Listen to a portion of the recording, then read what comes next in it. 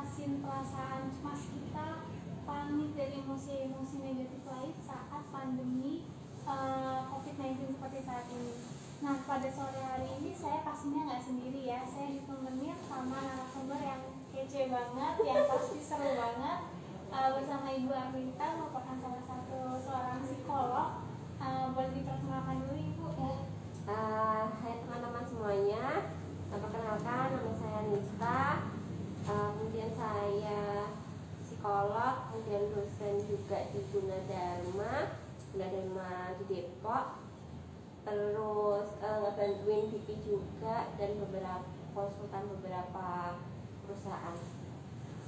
Keren banget ya Bu Arminta yang literatur gitu. Kalau misalnya sekarang keseharian Ibu gimana sih? Pasti berbeda banget ya sebelum pandemi dan sekarang setelah pandemi. Jadi kira-kira perubahannya apa aja sih Bu? Dan Ibu sempat merasain perasaan-perasaan kayak kok gini sih, kok berbeda sih sama sebelum pandemi, setelah pandemi beberapa hal banyak yang berubah seperti itu, gimana sih Bu ngadepinnya? Jadi kan ini pandemi ini udah hampir 1 tahun lebih ya Kak. Pas awal-awal mungkin kita semua merasa ada perubahan drastis, bahkan para ahli pun bilang ini apa namanya untuk teknologi sendiri percepatannya juga cukup cepat. Jadi 4.0 itu yang diprediksi baru beberapa tahun, kemudian ternyata ada pandemi langsung semuanya langsung digitalize, dan itu pun pasti mengubah hidup kita. Nah, kalau pas awal-awal pandemi pasti orang akan langsung jet lag ya. Jadi yang biasanya ini mobilitasnya banyak, terus jarang di rumah, terus mungkin kalau yang kantoran hampir tiap hari Senin sampai Jumat pergi ke kantor, atau mungkin yang suka traveling liburan pasti mungkin naik pesawat, atau mungkin touring, atau mungkin hotel. Bahkan sebelum pandemi banyak tempat wisata baru, banyak hotel-hotel baru dibuka, banyak mall-mall baru juga. Ternyata pandemi langsung merubah, apalagi langsung Maret itu kan langsung semuanya lockdown kan, langsung waktu awal apa namanya ya, PPSB ya, langsung semuanya nggak boleh berkegiatan, semua work from home, mall semuanya ditutup. Jadi langsung kayak 180 derajat berubah. Iya, yang biasanya traveling jadi nggak boleh traveling karena pesawat pun nggak boleh, ini nggak boleh beroperasi, kemudian semua tol ditutup dan sebagainya. Nah, itu pasti merubah sekali pola hidup kita. Itu yang biasanya ke mall cuma untuk jalan-jalan nggak bisa gitu. Jadi tapi ada yang juga meningkat, yaitu kayak misalnya online. Jadi kayak misalnya Gojek, Grab, kemudian sekarang ada Shopee Food, karena memang orang nggak bisa kemana-mana tapi tetap ingin beli ataupun mengkonsumsi makanan enak. Jadi akhirnya pada pakailah GrabFood, GoFood atau Shopee Food, atau kalau misalnya mau beli barang yang cepat ada GoSend. Bahkan sekarang juga bermunculan kayak Paxel, kemudian Shopee ID. Jadi yang berbau online sekarang yang lebih merajai. Iya. Jadi keadaan juga menyesuaikan ya Bu ya. Betul. Ya. Kalau mau sedikit ceritanya ya Bu, waktu pengalaman awal-awal pandemi itu kan saya sendiri lagi skripsi, itu kayak bener-bener mungkin berpengaruh banget ya. Kayak biasa kuliah skripsi kan bimbingan langsung ke lokasi, terus tiba-tiba pandemi itu masih bukan mengubah kebiasaan, tapi juga emosi kita pun juga harus menyesuaikan ya. Kayak nerimanya itu sulit tuh, kayak gimana sih? Apakah Ibu juga menghadapi semua perasaan, kekautan, semua kesedihan sama kecemasan itu nggak? Jadi secara melihat segala sesuatu yang berubah itu pasti harus ada penerimaan diri. Apapun itu, nggak hanya berhubungan dengan pandemi aja ya. Kayak misalnya dari yang belum nikah menjadi menikah, itu kan dari yang single menjadi double, itu kan juga butuh suatu perubahan. Itu pasti butuh penyesuaian. Kemudian mungkin dari yang belum punya anak menjadi punya anak, itu juga butuh penyesuaian. Nah, Tapi kan ketika sudah direncanakan, biasanya persiapan emosinya menjadi lebih matang, karena seperti sudah siap.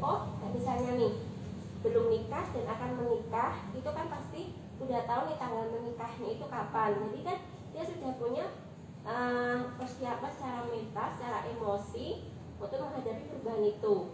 Nah, pandemi ini beda. Jadi nggak disangka-sangka tiba-tiba berubah. Walaupun memang di luar negeri itu sudah ada beritanya bahwa di luar negeri itu sudah pada lockdown, sedangkan waktu itu Indonesia kan belum. Tetapi banyak yang menyangkal, nggak mungkin Indonesia kena. Indonesia negara tropis, nggak mungkin virusnya datang ke sini. Nah, akhirnya itu membuat orang-orang menjadi tidak siap mentalnya. Jadi, oke, berarti Indonesia nggak akan kena nih. Ya udah, aku masih seneng-seneng, aku masih happy. Jadi nggak ada persiapan secara mental.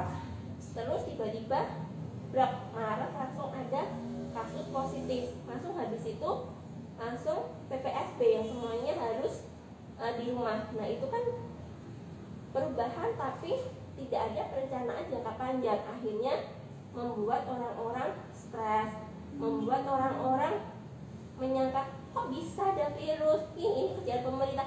Akhirnya kan saling menyalahkan karena memang tidak ada persiapan secara mental untuk menerima perubahan itu. Rakyat mungkin menyalahkan pemerintah menyalahkan siapa, semuanya hampir saling menyalahkan kayak gitu. Nah, kemudian persiapan untuk industri juga belum ada persiapan karena kan itu dia tidak mengerti bahwa di luar negeri itu ada yang kena.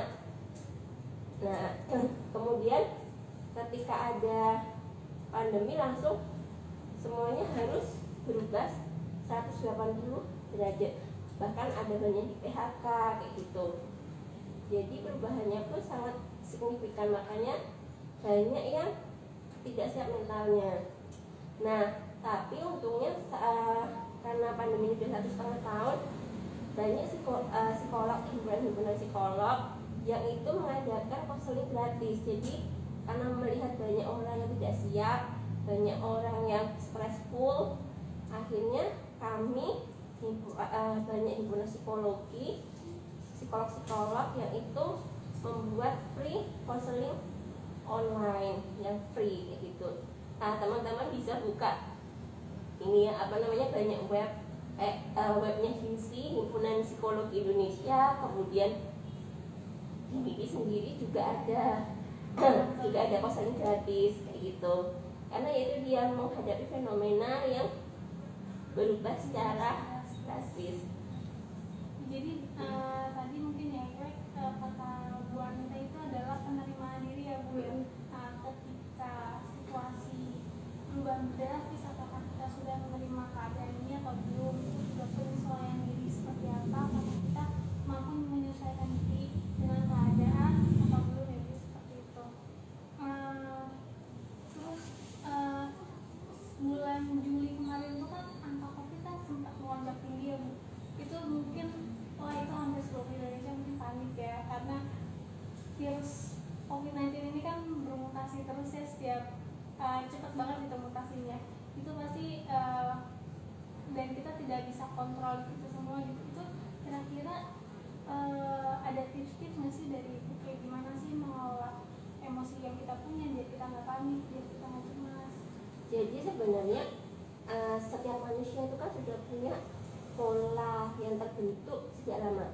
Nah, misalnya sebelum COVID kan banyak orang yang suka jajan, suka makan di restoran, nge-mall pun kadang nggak ada keperluan kita suka nge-mall karena cuma pengen refreshing, JJS, atau mungkin lihat-lihat baju, lihat-lihat sepatu kalau perempuan, kemudian jalan-jalan tak tentu arah, kongko. Nah, itu kan sudah menjadi habit, sudah menjadi kebiasaan, apalagi untuk orang muda kayak gitu. Bahkan keluarga juga iya sih. Jadi dan itu tuh sudah terpola sejak lama. Nah, kemudian tiba-tiba ada COVID, kemudian dibatasi PPKM, PPSB 3 bulan. patuh PPSB 3 bulan pasti pada patuh ya, karena ini apa namanya, takut, kemudian informasinya minim, akhirnya pada patuh di rumah. Tetapi menjelang PPSB dia mau berakhir udah nggak betah, karena itu dia mereka sudah terbentuk bahwa jalan-jalan itu sebuah kebutuhan, refreshing itu sudah menjadi kebutuhan. Ditanya dengan mall yang banyak, hotel yang banyak, itu kan berarti refreshing itu sudah menjadi kebutuhan untuk kaum urban, maksudnya orang-orang perkotaan. Jadi ketika di rumah aja ya jadi bosan.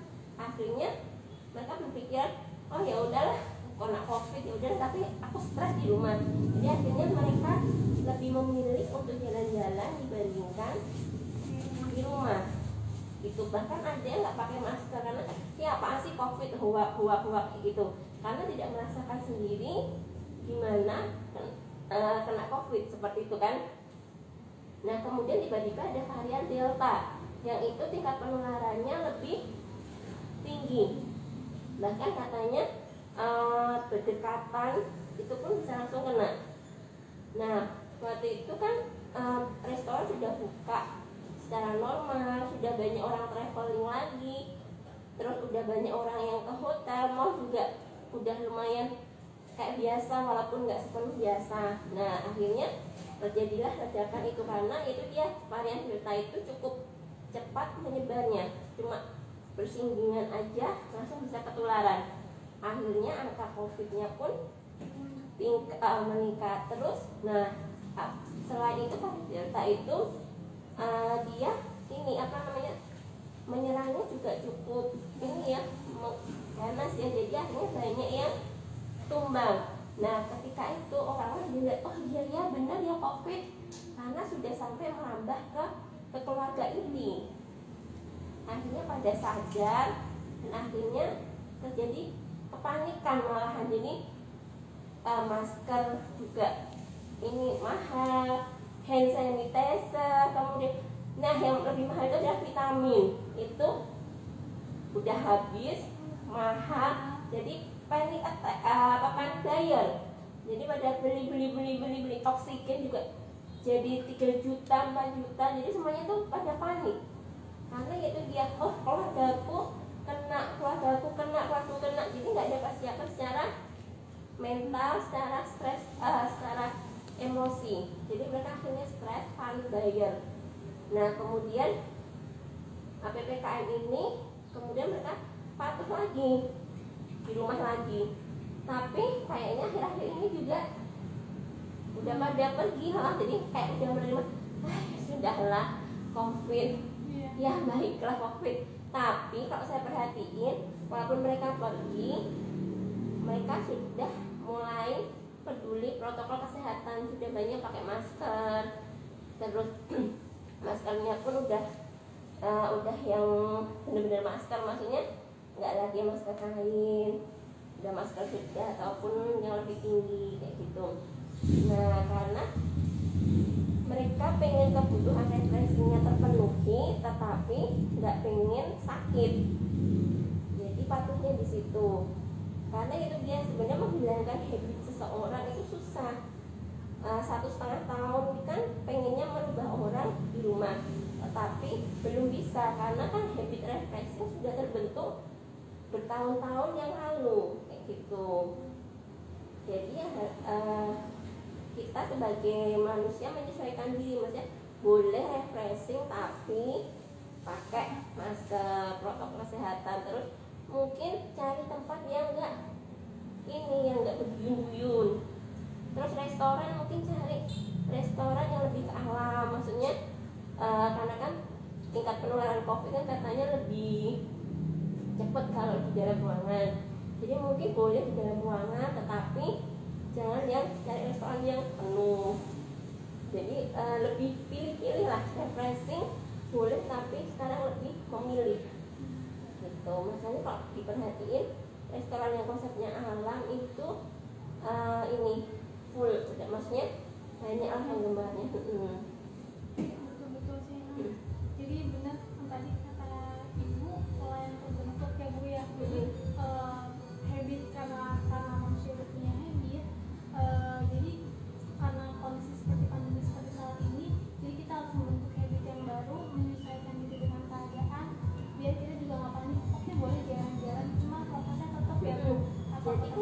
saya jadi kan manusia itu tuh pintar. Jadi kita manusia itu berpikir gimana biar bisa memenuhi kebutuhannya tetapi tidak membahayakan dirinya. Jadi kan tadi kan refreshing itu sudah menjadi sebuah bentuk kebutuhan, tapi tidak pengen dirinya celaka. Jadi akhirnya tetap refreshing tapi prokes atau cari lokasi yang tidak terlalu ramai ya, dan terbuka. Ini kalau misalnya teman-teman ada yang mau nanya juga boleh banget kita diskusi bareng. Kalau ada yang mau nanya kayak ada punya opini sendiri, boleh banget di sini kita diskusi ya Bu ya. Ya silakan. Terus sebelumnya kemarin itu MIPI sempat ngadain giveaway juga di Instagram. Kira-kira teman-teman perasaannya gimana sih, cemas atau enggak menghadapi pandemi COVID ini? Nah ternyata rata-rata setengahnya itu menjawab panik, cemas menghadapi pandemi COVID ini, sedangkan setengahnya lagi oh ya mungkin biasa aja, mungkin kayak santai. Itu berarti cukup banyak juga ya Bu ya yang merasa cemas atau panik karena pandemi COVID ini, apalagi yang COVID sempat meningkat. Nah itu mungkin kalau misalnya kita mungkin biasa aja, cuman anggota keluarga kita atau orang-orang terdekat kita mungkin panik dan kita nggak bisa kontrol mereka ya, gak usah keluar di rumah aja, cuma kita juga nggak mungkin nggak kemana-mana. Itu gimana sih Bu cara menanganinya kayak orang terdekat kita yang mungkin panik secara berlebihan atau cemas secara berlebihan, itu gimana cara menangani?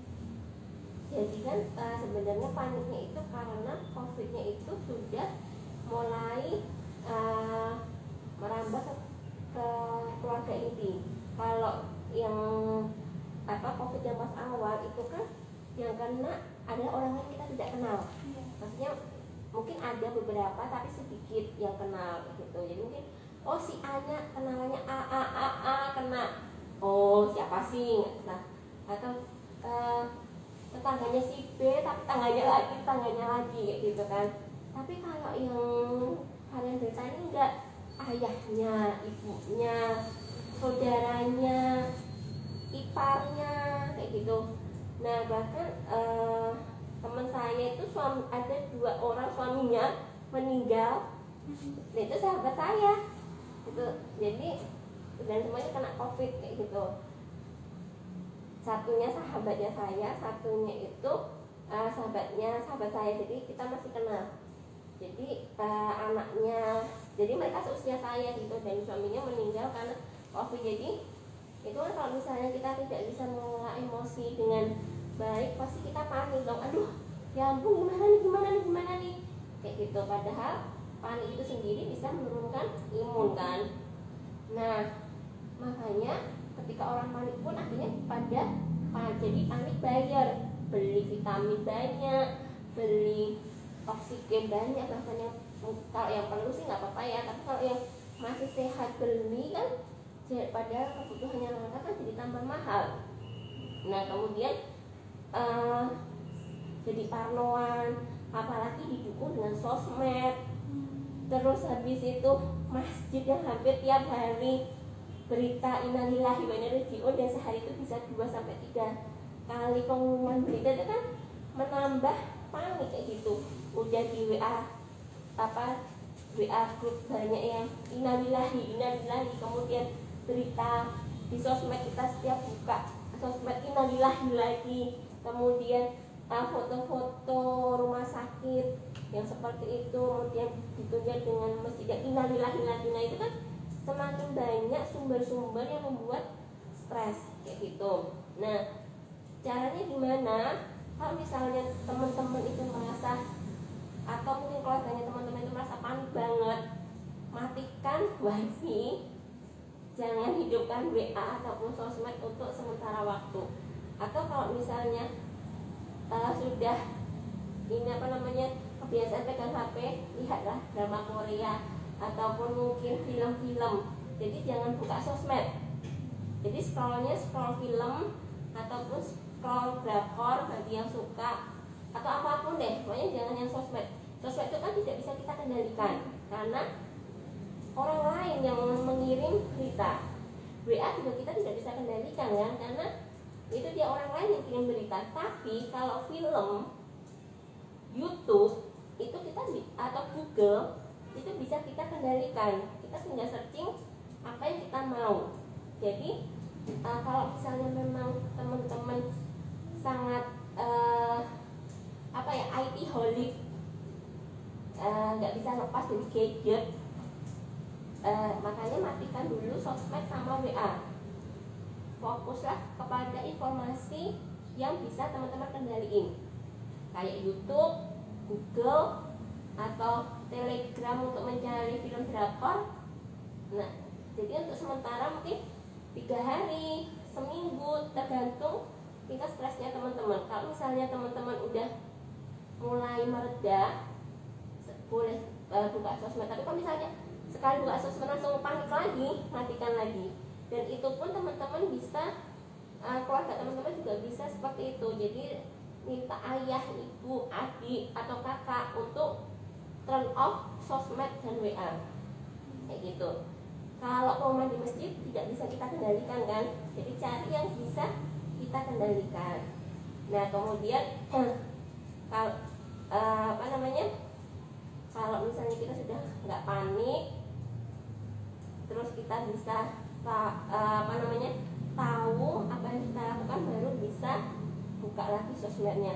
Kemudian teman-teman juga bisa cari ini penanganan COVID. Kalau misalnya kan panik itu karena kita tidak tahu, tidak punya cara untuk mengatasi masalah. Nah makanya untuk bisa tahu sebuah masalah, kita harus cari tahu apa sih masalah itu. Kayak misalnya COVID, kita panik karena lo kok bisa teman saya meninggal, lo kok bisa ini sih meninggal, aduh aku meninggal nggak ya kalau kena COVID.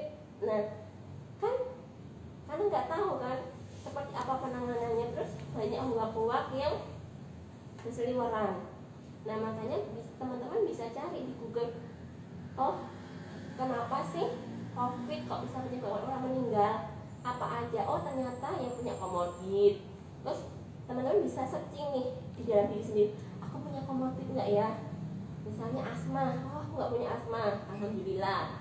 Oh aku nggak punya penyakit jantung, alhamdulillah, kayak gitu. Tapi mungkin bisa juga cek keluarganya, ayahku, aduh ayahku punya diabetes nih, berarti aku harus jagain ayahku, nggak boleh keluar rumah. Jadi kalau mau pergi belanja atau pergi apa-apa, cukup aku aja, misalnya aku yang sehat misalnya, atau sama ibuku, kayak gitu, karena ibuku misalnya nggak punya komorbid. Jadi di situ kita bisa cari tahu kenapa sih si COVID ini bisa berbahaya, namakan komorbid. Kemudian yang kedua, ini tidak terpantau secara terus-menerus. Misalnya banyak sekali orang-orang yang sedang isolasi mandiri meninggal. Itu kenapa? Karena itu dia mereka kurang terpantau, kurang obat dan sebagainya. Jadi sebaiknya kalau misalnya sudah terlanjur, aku belum beli obat nih, ternyata kemarin waktu yang pas kurvanya naik tajam itu kan obatnya dilangka. Nah ya berarti harus berusaha segala macam cara untuk ya beli obatnya. Nah kalau sekarang kan angkanya sudah mulai menurun nih. Nah yang harus dipersiapkan adalah teman-teman harus jaga-jaga di rumah, sediain vitamin. Jadi jangan sampai nunggu si vitamin atau obat itu langka. Jadi mumpung sekarang udah mulai kurvanya turun nih, teman-teman bisa mulai beli. Nah, misalnya COVID itu apa sih yang perlu dijagain? Ada vitamin C, ada vitamin D, ada vitamin E, terus sama zinc kan. 4 komponen itu yang penting. Nah makanya belilah sekarang, selalu stok di rumah. Terus mungkin tambah-tambahan lain kayak misalnya madu. Pokoknya jangan sampai vitamin-vitamin penunjang tubuh itu habis. Jadi kalau misalnya tinggal dikit, beli lagi. Jadi jangan sampai kosong. Terus jangan sampai waktu ini angkanya naik baru panik bayar itu. Nah itu juga saya terapkan di rumah. Jadi di rumah itu sejak COVID yang awal, yang tahun lalu itu, di rumah selalu ada itu, ada vitamin C, vitamin D, sama multivitamin. Jadi biar kan ada zinc sama K, nah itu biar nggak sendiri-sendiri kan, itu kan sebenarnya kebutuhannya kecil miligramnya. Jadi saya gabung jadi multivitamin. Jadi jangan sampai itu habis. Jadi kemarin waktu COVID melonjak, ya alhamdulillah keluarga kami tenang karena sudah ada vitamin itu. Jadi nggak harus berburu vitamin. Jadi intinya karena masa pandemi ini teman-teman harus punya persiapan jangka panjang. Jangan sampai jadi panik buyer kayak gitu. Kemudian masker harus sediain ada stoknya. Jangan sampai waktu kemarin masker langka baru cari. Jadi sekarang waktu sudah menurun juga amankan stok. Maksudnya jangan sampai nimbun ya, maksudnya. Jadi intinya amankan stok sebulan lah intinya. Jadi jangan sampai nimbun, jangan juga sampai tinggal sedikit baru beli. Dan nanti kalau pas-pasnya habis, terus stoknya habis, panik kan? Iya, jadi kita panik kemana-mana cari. Iya, terus akhirnya beli yang harganya sampai ratusan ribu lebih mahal. Tapi kalau oksigen sih nggak perlu ya, maksudnya itu biar untuk yang benar-benar sakit aja gitu. Benar sih tadi Bu Anka juga bilang kendalikan apa yang bisa kita kendalikan ya Bu ya. Kalau misalnya kita nggak bisa kendalikan orang-orang itu bukan juga ranah kita kendalikan. Kayak tadi mungkin detox sosial media, berita-berita yang mungkin malah buat kita cemas. Terus kita harus mempersiapkan segala kemungkinan kayak stok vitamin, stok masker, jaga kesehatan seperti itu ya Bu. Terus makanan mungkin maksudnya biar nggak terlalu sering ini ke supermarket atau mungkin ke mall kayak gitu. Teman-teman mungkin belanjanya bisa sekalian banyak. Maksudnya kalau saya sendiri belanja banyak itu langsung 6 bulan. Jadi pas akhir Desember kemarin terus baru habis Agustus. Jadi emang selama 6 bulan ini nggak pernah ke supermarket susah. Paling ke Alfamart itu ambil ATM, terus beli jajan pun sekarang belinya ke warung-warung, maksudnya karena pokoknya menghindari ruangan tertutup ya. Gitu. Jadi kalau bisa hindari persiapkan apa yang bisa kita kendalikan. Kalau misalnya ingin jalan-jalan itu karena refleksi sudah menjadi kebutuhan, boleh jalan-jalan, tapi cari yang nggak rame, yang banyak ruangan terbuka, ataupun ini pakai masker juga. Pokoknya intinya ya kendalikan apa yang bisa teman-teman kendalikan. Tetap jaga prokes juga ya. Iya pastinya. Terus aku mau minta tips dari Ibu, kira-kira apa sih yang harus dijaga agar kita tetap waras di masa pandemi saat ini? Kayak masih kan kayak pandemi yang kayak semakin tinggi, terus mungkin yang belum dapat kerjaan juga makin susah dapat kerja, mungkin yang udah kerja juga bingung harus ke kantor cuma mungkin nggak dibolehin sama keluarga, atau misal ada yang bingung mau WFH terus tapi pengen ke kantor sebaliknya, itu gimana sih? Ya beda-beda ya permasalahan orang-orang pasti. Itu kayak gimana sih agar kita tetap waras di masa pandemi saat ini? Jadi kemarin saya baru baca yang namanya cabin fever, cabin syndrome kayak gitu. Apa sih maksudnya cabin syndrome? Yaitu orang-orang yang akan menjadi stressful karena di rumah terus. Maksudnya cabin itu kan kotak ya. Kotak itu ibarat rumah, yang nggak cuma rumah sih, maksudnya ada di dalam ruangan yang sama terus menerus. Itu sindroma baru yang muncul karena ini pandemi ini, jadi cabin syndrome. Nah, cabin syndrome itu akan membuat orang stres, gampang marah, kemudian gampang frustasi. Nah, karena itu dia, karena refreshing itu sekarang menjadi sebuah kebutuhan dan susah untuk mengubah kebiasaan kan, karena kebiasaan itu sudah terbentuk puluhan tahun. Mungkin waktu kita kecil juga udah diperkenalkan dengan jalan-jalan sama keluarga kita, dan terbentuk sampai kita dewasa. Tiba-tiba pandemi langsung kita disuruh di rumah. Nah, akhirnya ada namanya cabin syndrome itu, jadi gampang marah, gampang stres. Nah, cara ngatasinya kan sekarang banyak banyak pertama kalau misalnya emang sudah stressful banget di rumah, ya itu dia boleh jalan-jalan, mungkin jalan-jalannya di mobil aja, jadi putar-putar, terus makan bisa sambil di mobil, kan bisa drive thru, kemudian makan di mobil terus ngobrol-ngobrol, itu yang kita lakukan. Jadi ngobrol mungkin di tempat parkirnya, terus kita ngobrol makan pizza, jadi berasa kayak makan pizza karena tetap di Pizza Hut misalnya, tapi di mobil, iya.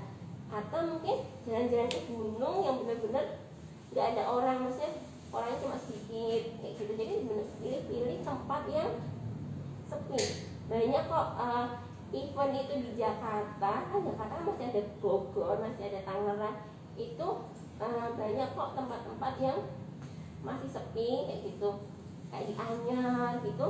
Emang si Anyar mungkin ada pantai yang ramai, tapi kalau ke sana dikit itu masih ada pantai yang sepi. Jadi pilih-pilih lokasi wisata itu kalau misalnya emang benar-benar harus keluar rumah. Terus kalau misalnya masih bisa ditahan, itu teman-teman bisa gunain waktunya, bisa mungkin dengan les online. Sekarang banyak sekali les online kayak bahasa Inggris online, terus kemudian les menggambar, itu banyak. Jadi jangan sampai pandemi ini membuat kita jadi nggak belajar. Aduh aku nggak bisa les nih karena nggak bisa datang. Aduh gimana ya les? Enggak loh, banyak loh sekarang les-les pun sudah mulai beradaptasi dengan online. Dan bahkan positifnya adalah teman-temannya itu bisa dari berbagai daerah. Nah, misalnya anak saya itu les online. Nah, kalau offline kan ketemunya juga pasti orang Jakarta aja kan. Nah, kalau dia les online, akhirnya ketemunya sama orang Ambon, orang Medan. Jadi logatnya itu pakai bahasa Indonesia, tapi dengan logat yang berani kan. Pas sampai anak saya, oh orang Medan tuh logatnya kayak gini ya, lucu ya kan ya. Orang Ambon logatnya kayak gini ya. Nah, sama orang Jawa, bu logat orang Jawa kayak eyang ya, karena eyangnya orang Jawa, anaknya kan Jawa. Iya ya ini jadi lebih mengenal, positifnya lebih mengenal ini berbagai macam orang kayak gitu. Kemudian les online juga banyak sekarang jalan-jalan virtual.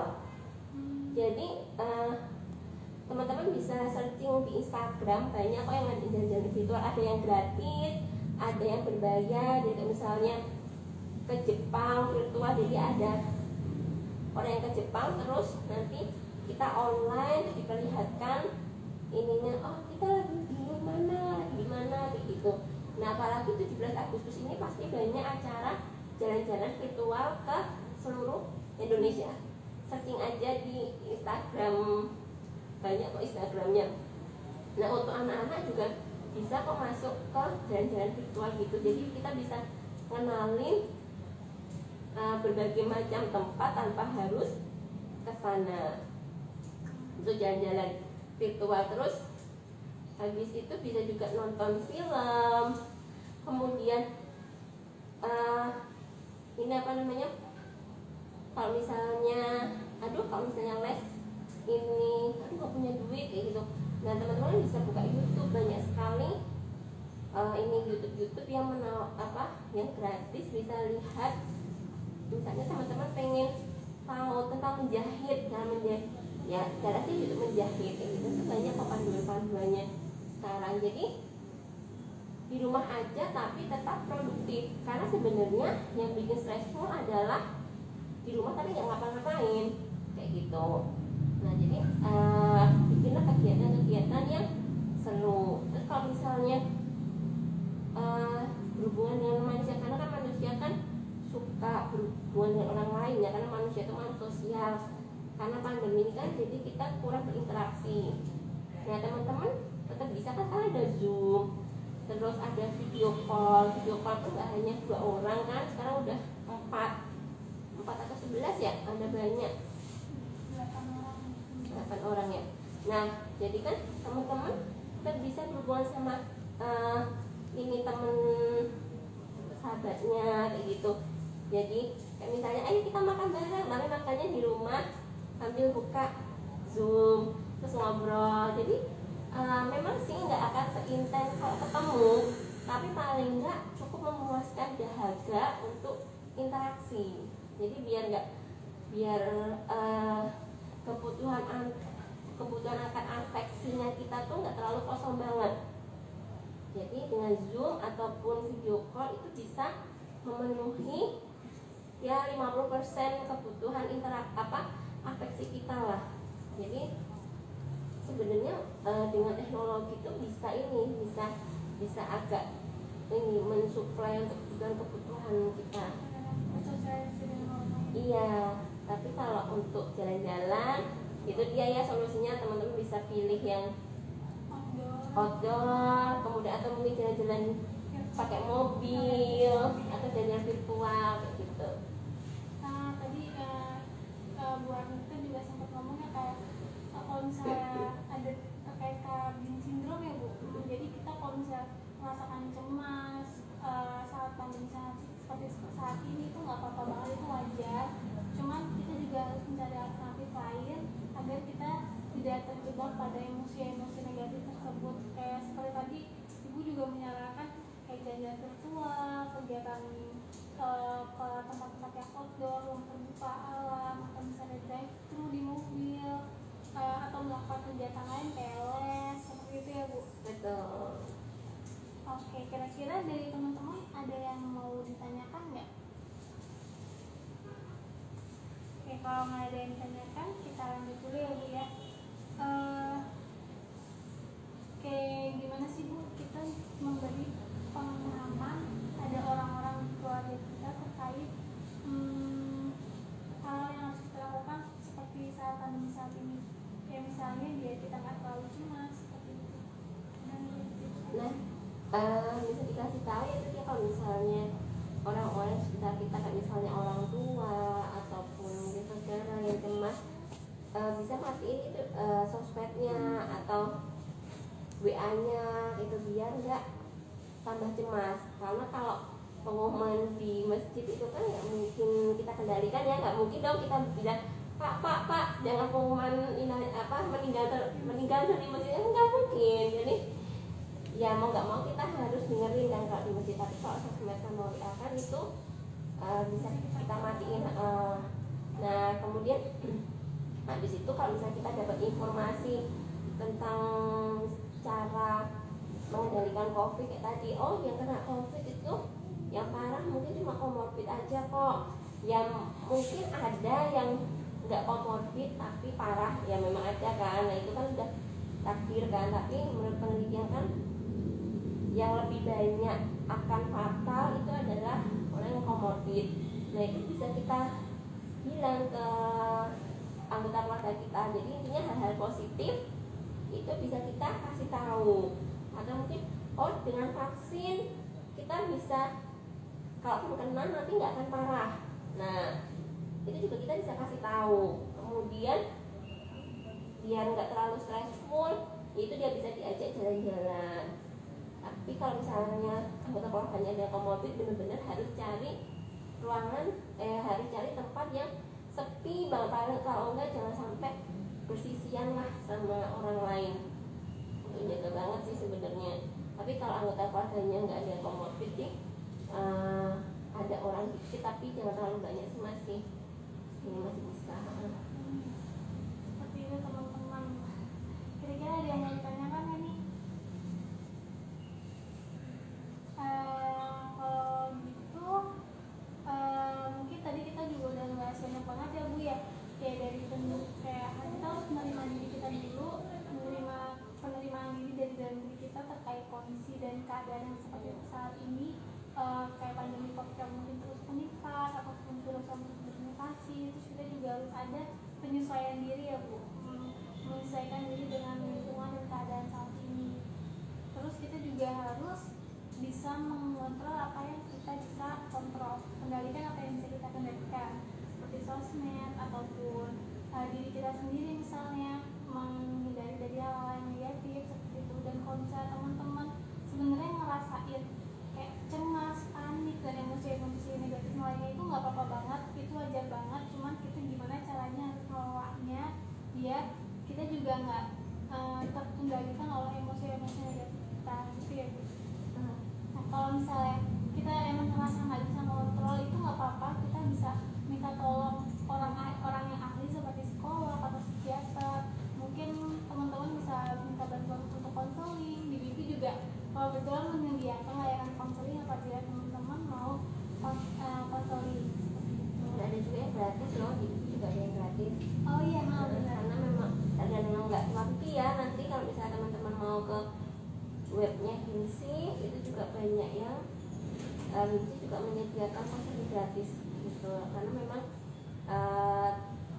kami memandang bahwa jika stressfulnya dan paniknya orang-orang itu sudah tinggi dan itu perlu ahli untuk bisa ini orang pun butuh ini ya untuk didengarkan, dan kita bisa menyediakan ruangan gratis untuk itu.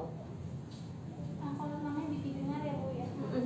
Jadi teman-teman bisa konseling secara gratis untuk teman-teman yang merasa butuh untuk didengar ataupun untuk bercerita terkait keadaannya di BP, dan banyak juga ya platform-platform lain kayak Insi yang gratis hanya kok, jadi teman-teman bisa gunain lah semaksimal mungkin untuk cerita, untuk konseling. Kalau misalnya ada permasalahan yang cukup berat juga cerita aja kayak gitu, karena kan permasalahan itu akan lebih ringan apabila dibagi dengan orang lain. Ya, betul.